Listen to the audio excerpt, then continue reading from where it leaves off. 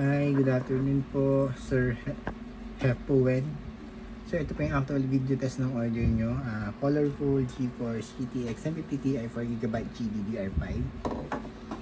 Time running niya, 3 minutes, 58 seconds, magpo 4 minutes na. Yan, 4 minutes na. Open the errors then. NVIDIA GeForce GTX 1050 Ti. Reading po ng MSI Afterburner software. Yung graph, yung line na nasa taas, napaka-smooth and stable lang po. Yung po yung buong screen, wala po kahit na anong issue, walang random restart or random shutdown, walang hang and freeze, wala din pong BSOD at card-based display na lumalabas. Napaka-smooth and stable lang po, guaranteed namin yun, sir. Yan, pakita ko na yung serial number.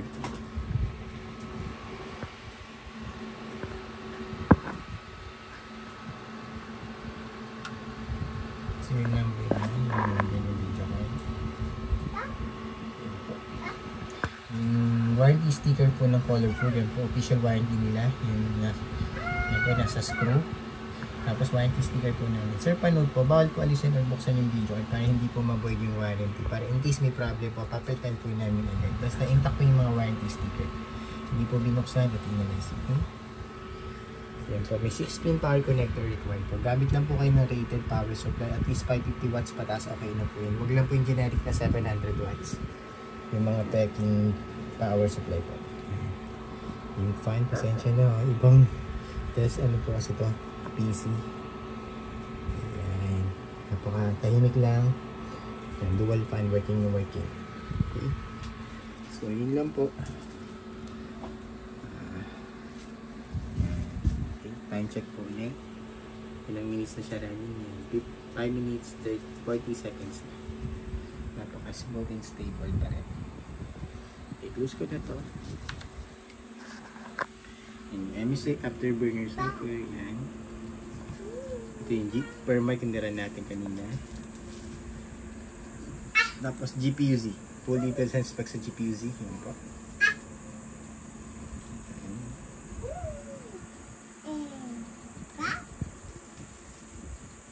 Sensor. Yan, lahat naman po may reading hanggang baba. Okay. Tapos driver check. Click lang sa desktop. Driver yan. Yung driver naman po automatic install yan sa Windows 10 and Windows 11. Pero kung hindi po mag-automatic install, pwede din po i-download manually. Wala naman pong difference yun. Kung mag-automatic install siya at mag-i-download manually. Okay. Wala po yung issue. Same lang po yun. Importante nakaka-install yung driver. Pinaka-importante po kasi yan. Pag hindi po naka-install itong driver, lag po yung PC. Parang hindi po kayo naka-binge file. Okay, tapos Google Chrome. One time and they check. What's this? What's this? Okay. Time. That is. Ayan, naka 24-hour format lang po. Bali, ano yan, 2:53 PM, Tuesday, May 21, 2012 po. Yan po yung current date and time natin, real time. Okay?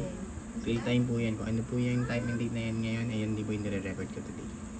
Isa pa, each time.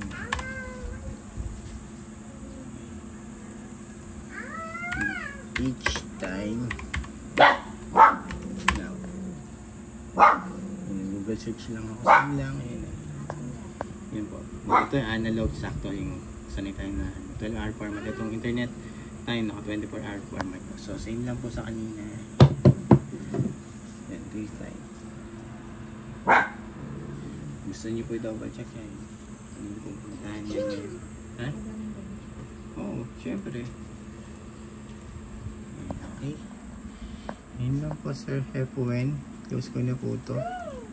And shutdown para ma-ship out na po namin ito today. Humble po namin.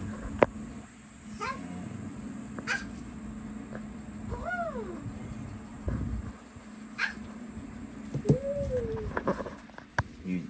Sir, panote lang po. Serial number.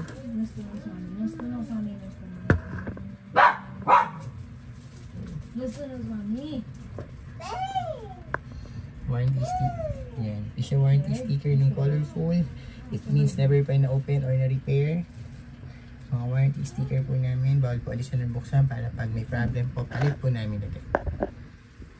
Kaya kung hindi po makuha sa troubleshooting, papalitan po namin. Okay. Tapos yung pad. Yan po, buong buo po yung dalawa.